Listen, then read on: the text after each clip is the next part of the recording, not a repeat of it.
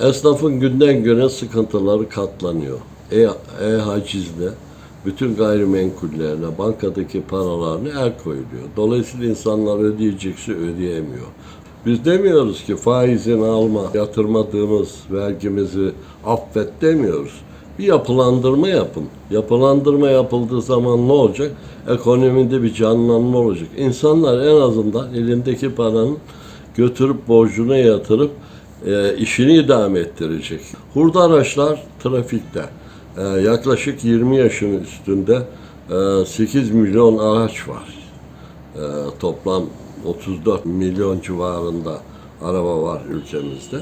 Dolayısıyla bunların artık eski teknolojileri, bakımı, masrafı, yaktığı yakıtın çokluğu, artık her şeyin tasarrufa gittiği bir yerde. Dünyada bir petrol krizi de başlıyor, savaş var. Yeni araçlar, yeni üretimler, hem ekonomik hem teknoloji değişmiş. Kimisi hibrit, kimisi elektrik enerjisiyle, aküyle çalışan araçlar.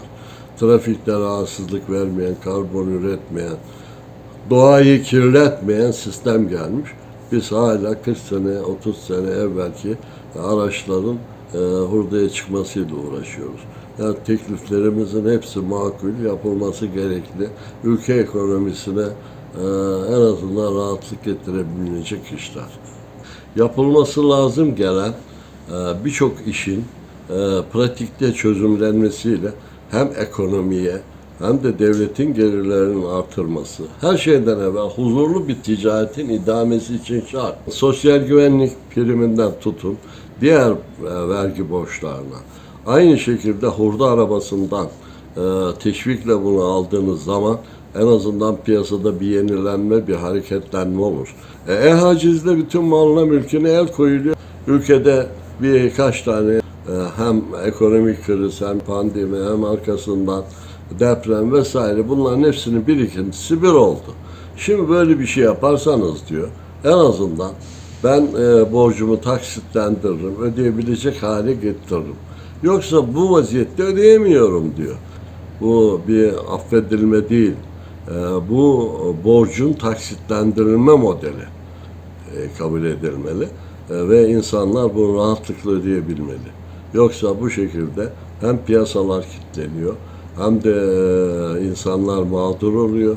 Piyasa ne kadar canlanırsa, insanlar ne kadar teşvik edilirse hem üretim miktarındaki artış aynı şekilde de vatandaşların huzursuz bir şekilde işlerinin başında durmalarına son verirler. Bu borçlardan kurtulmanın alternatifleri oluşmalı. Yani borcu borçlu ödeme modeli değil. Artık insanlar gerçekten zor durumdalar. Bu bir af da değil. Bu taksitlendirme her yerde bir sıkışma olmuş. Hacizle mağduriyetlere, sosyal güvenlikten bu hizmetleri alamayan insanlar borcunu ödeyemediği için sadece gidip muayene oluyor, eczaneye gidip ilaç alamayanlar.